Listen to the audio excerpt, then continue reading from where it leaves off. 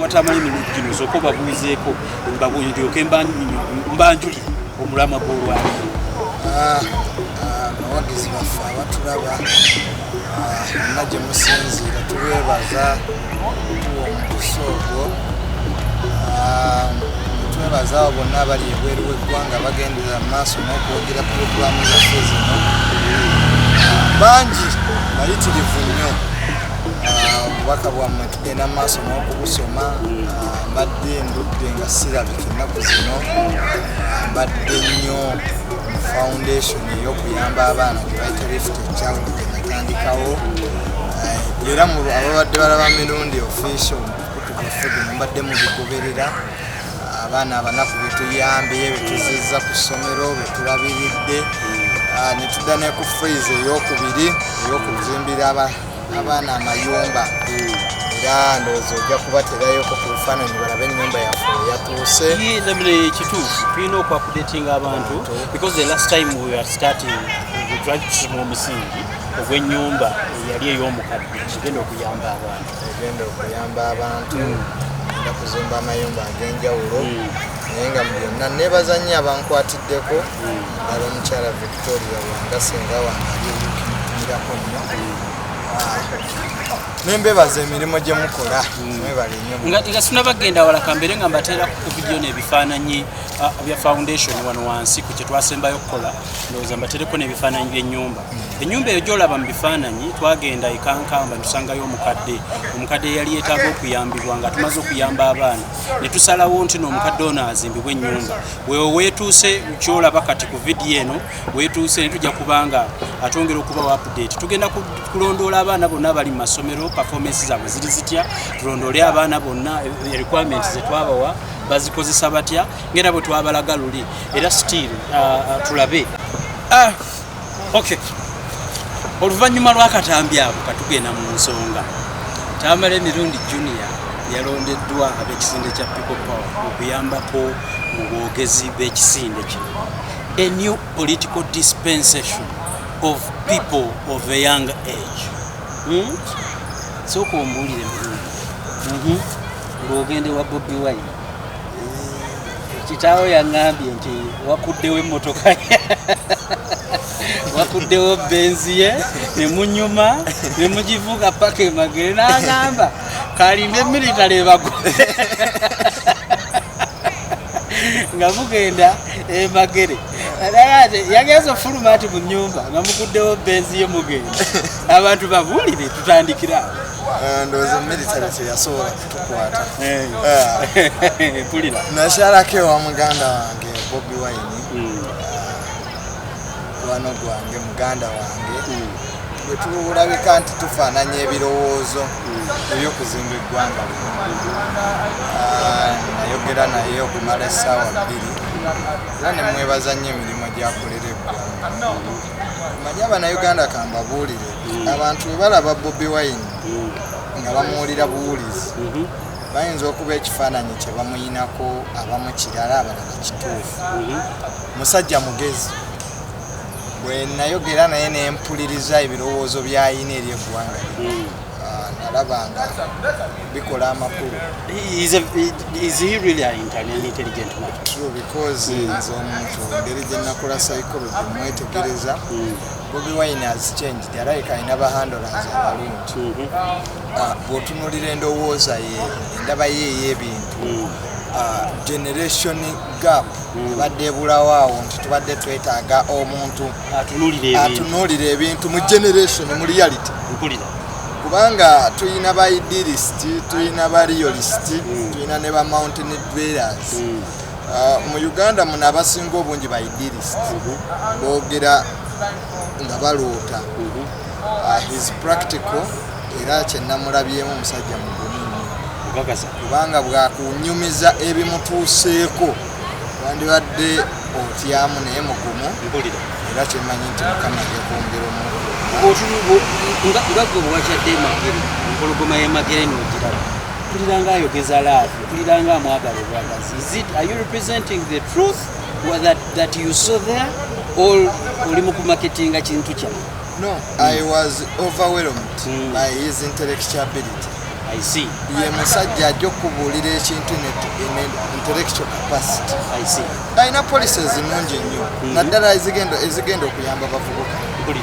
Era nze okutuuka okutekinga decision neŋŋamba nti Bobi Wine is the right candidate mu 2021 asobola okutwala eggwanga lino mu maaso. I assessed very well. Let me tell you, among people, me as Kankaka, moderator Omukutubu, the people I call the most intelligent in this country is Joseph Tamale Mirundi Senior. Yeah? He's one of the most intelligent guys I have seen around. How comes his intelligence did not have the moving kutuka kulira nti olowooza you have a kubanze ndaba whole generations taina watakwata Mirundi Senior. What is so different with Bobi Wine? Is there something different you see in him? Bobi Wine China actually different in China. Alumirirwe eggwanga. So many people babaguze baze mu politics kunoonya ssente. Bobi Wine byayiseemu wandisuubidde nti singa ne struggle yagivaako. One, bagala ebivulu bye. Talina abantu be bamuyamba okubeerawo.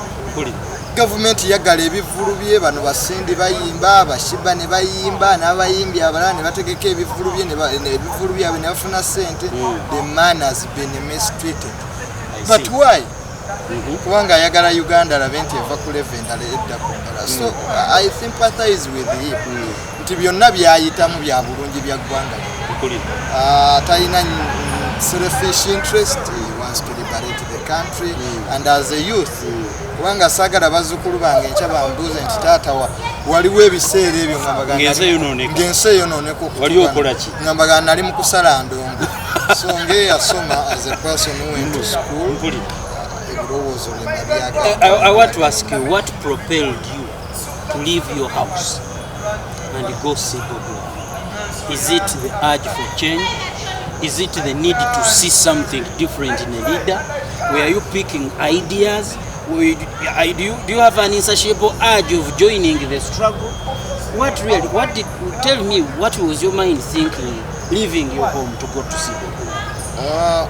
Bobi Wine ye muntu abamu ku bantu be nali negomba okwogerako naye because history ye eyokuva mu ghetto najja na representinga values z'Abannayuganda abasinga obungi.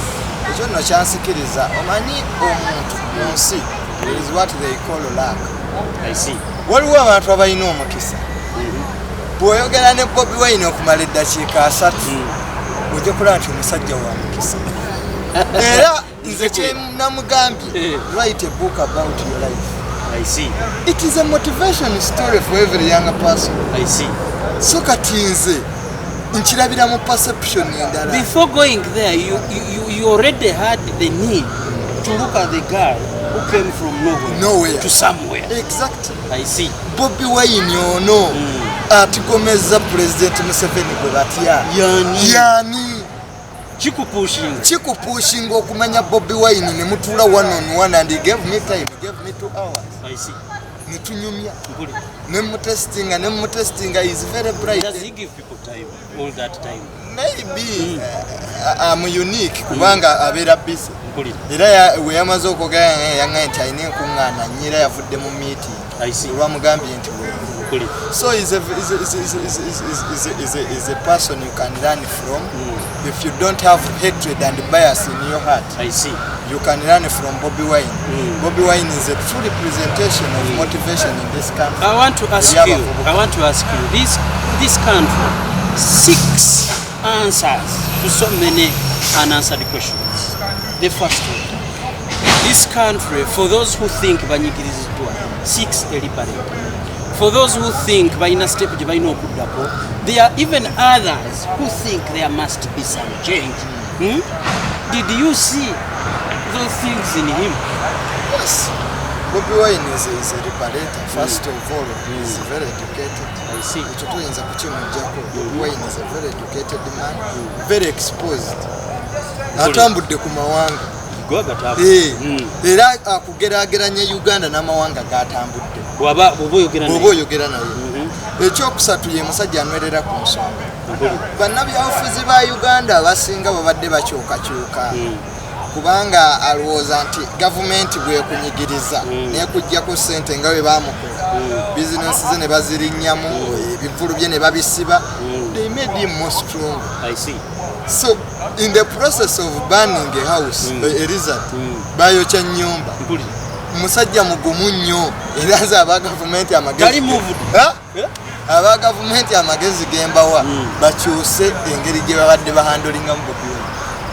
Kyogamba gye bongera onnyiga enkyuma yayongera okufuuka yakkiriza mu politics bakiyita mbalu olina okuyita mu hardness mugumu talina kyatya kati era bw'oyogera naye mugumu nnyo struggle agirimu nnyo tagenda kugulwa nga bano bannabyabufuzi bwe babadde bagulanga ebinyeebwa alumirwa nnyo generation ye kubanga generation eno yasoma Mwami Museveni abaddewo era eggwanga lino tusoboza gama talina kyalikoledde nze wenjawukanira n'abantu abalala ndi objective mu kuwagira sisobola gaa nti Mwami Museveni talina kyakoze naye nze nsympathizinga ne Bobi Wine nti generation yaffe ekiseera kituuse okwekwatira mu ggwanga so namulabyemu values ezo yasoma psychology nemulabamu ebintu bingi nendaba vision ze ayina policies ezirealistic eziyinza okuyamba eggwanga lyaffe okulitwala maaso nga sinabagenda maaso na bintu birala kuba bingi nyo betulina okukwatako kiki ogenda okwongera Bobi Wine kiki weerabamu nnyo kyomwongerako ku byalina ebingi byolowooza nti byewamulabyemu nze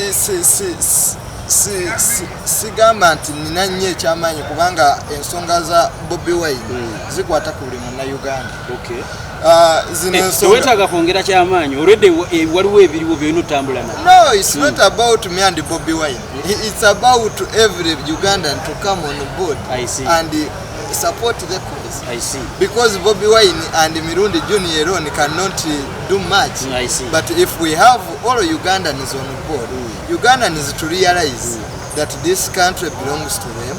Ugandans to realize that they have the power to change leadership in this country. Ugandans to realize that it is enough. They have given President Museveni a blank check. President Museveni has a member of parliament. He has the majority there. President Museveni controls the judiciary. President Museveni controls the executive. So there is no way President Museveni can come out to tell the younger children or the youth that I have failed to deliver because of this and this. Actually, Gwanga nali muli munga. Lyonna liri muli munga. He has no convincing. Yalonda abalamuzi, yalonda amagye, yalonda akakiiko k'ebyokulonda. Byonna akakiiko k'ebyokulonda. So Mwami Museveni talina ngeri gy'asobola kuvaayo n'agamba generation yaffe nti bannange temulina mirimu. Olw'okuba amateeka baagaana okugayisa nga parliament yiye. Mpulira, yayinamu majority. I see.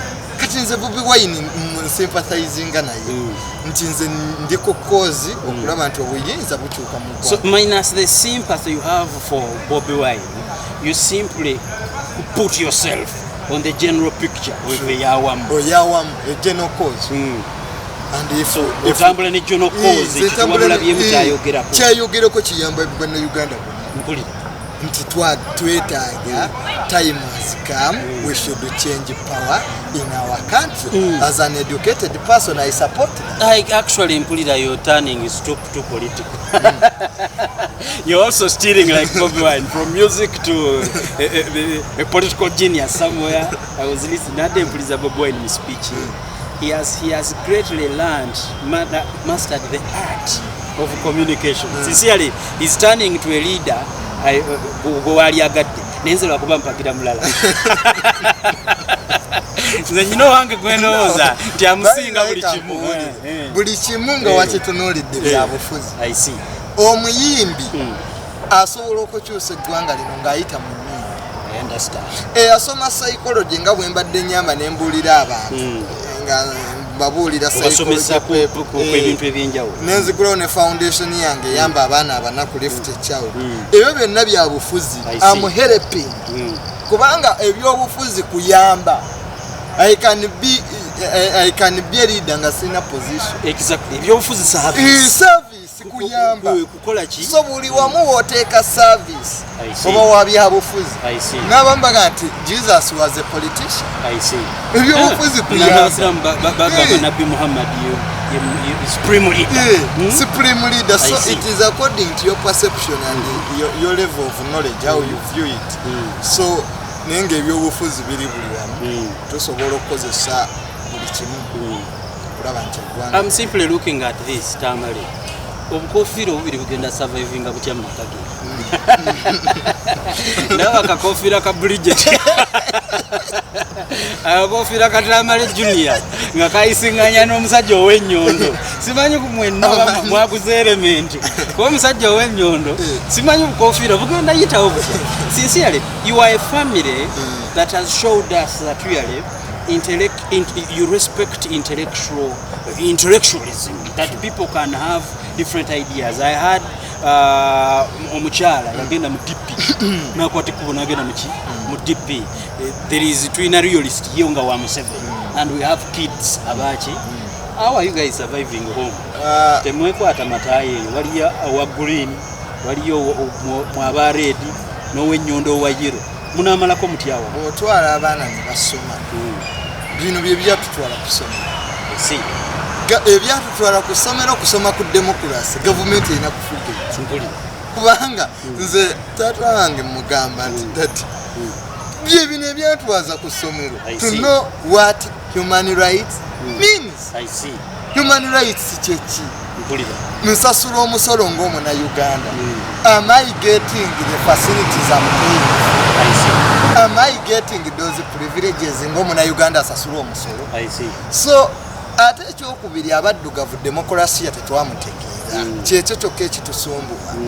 Multi-party politics means democracy means buli omu waddembe okuwagira kyayagala.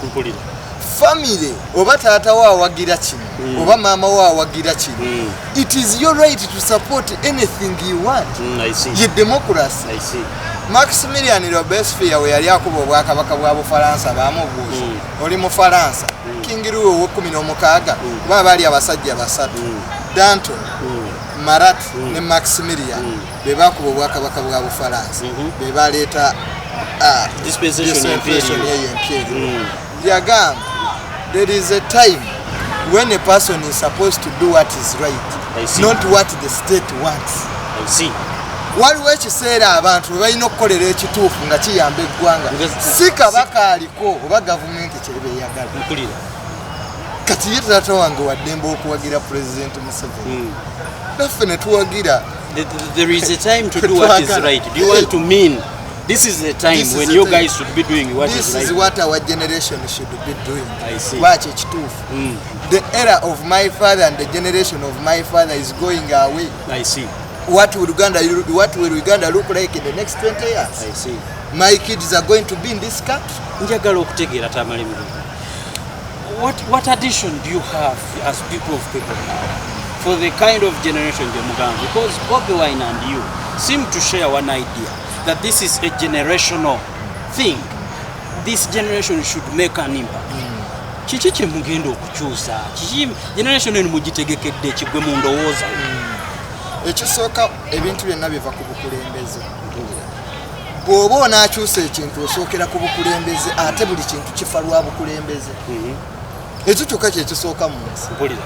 Nti generation ebintu okwonooneka biba bukulembeze mu leadership bweba nfu ne bweba family nga ngagga esobola okwavuwala singa tebana leadership. Wali mukwaluga yangamba nti bw'ogenda okugula empuuta mugundu mu katale obona agula ennamu ogiwunya ku mutwe. Gwe buli kintu kyonna kivunda tulina ogiwunyiriza kuva ku mutwe olyoka otegeere nti namu bweba nfu omutwe togitwala yonna eba nfu. Abavubuka abali mu kyasa ki kye balina osooka okukola kwenyigira mu bya bukulembeze na kukyusa bukulembeze. Ekyo kye kisookerwako. Leadership must take the front role, the leading everywhere, the leading role. I see. Bwe muba ne ideas nga gavumenti ya Museveni nti politikulo yonna ekaddiye. President atufuga wa myaka 75, vice president naye ayingidde 7 bagenda mu 8, prime minister naye bebamu deputy prime minister Moses Ali naye myaka 7-8 nga wakutte emyaka gyabwe n'ogidivide oyinza okufa ennaku kati eyo politibulo eyabakadde teyinza kusobola 21st century politics kyongamba bwokwata emyaka gyabwe n'ogigattagatta n'ofuna average yazo osigalayo mu nsanvu gwe bonna batunuulire 21st century politics ali ati njagala kuwa example President Macron afuga Bufaransa wa myaka anamu zijukira anamu oba wasatu oba wanamu France a superpower accepted kubanga international politics people who are more developed than us agree to a leader who is young, who is over the 21st century. Exactly. I see. Mwami Museveni ebirowoozo byabadde ayina byebiri twalwana eggwanga ne tulitereeza Uganda kati erina okuvaawo diversity of leadership erina kati okuyingira Uganda naye ne Museveni yennyini ataddewo ebifo by'abavubuka waliyo youth MOP bakansala ateereddewo abantu bwe basobola okusavinga ng'abavubuka abavubuka wamulowooza tekimala ekyo politibulo bali ewasalawo abasalawo bwe buzibu be bakaddiye Mwami Museveni ne bw'anaakwata n'akoleeta bawonalebo Kibule mwebali tetugenda nti gavumenti ya president ne abasalawo nkugambye vice president wa myaka president wa myaka prime minister wa myaka deputy prime minister wa myaka politibulo ekaddiye yeetaaga diversity yeetaaga new ideas. Do you see kati nga people power, what would be your politibulo really when you guys come to power? Let me think of Bobi Wine, who is a very intelligent man of the 21st century politics. Who else in people power do you see taking up this space? No, people are there. People power, by the people think that people power doesn't have brains. I see. The people who are in the people power, the youth, they are the ones who have come from the so you imply mukyalina abantu bangi babuliddwa bubuzi space babuliddwa bubulizi space naye nga people power ina abaso because it is dominated by younger people abavudde ku university abasinga obungi ne bamala okusoma ne batuuka ebweru ng'emirimu tegiri nalabye ne kawali awo wa kanso olwakutuubwa sipiika n'atwala gye yabudde n'agenda eri amaanyi teyagatte kubanga sipiika n'abutwala ewa kingmaker ye Bobi Wine era nze bwe nayogedde naye namugambye nti lindako okukola structure Bobi Wine alinga muzimu talina structure ate onaamukwatira tolina w'omukwatira structure kubanga Bobi Wine bw'akola structure Mwami Museveni abadde agula nnyo ebibiina by'ebyobufuzi nti DP erwanagana bw'omulinda akole bw'omanyi ajja bashopinga ng'agenze mu shoprite kubanga Mwami Museveni yalina ssente temubeesiga be mulina asobola okuteekawo be mwesiga Mwami Museveni ekisinza omukuumira mu buyinza yamanyi okuba organized system gwe system ebeere organized zimba system buli lwogiwa structure n'ogiwa hierarchy chati zetwabeeraga nazo nga tusoma nti director board of director n'obakuba kubanga omuyeekera infiltratinga ye ng'akirira mu seefu ye ng'atandika okukuba system kitegedde DP kyekigirwanaganya kivulanga ebibiina by'ebyobufuzi tebiina gye bisobola kumuwangula. Are you trying to tell me there is power in Bobi Wine not having a structure? There is power in that. Yawangula abaana abagirudi president bawangula mu Uganda nga tabakubidde waddaka nga tudde nga buli omu yeeyogerako nti kasitokimaliriza ng'okwata Bobi Wine eno wave omuzimu Bobi Wine guyita ayita mu buli nyumba ne bwoggalawo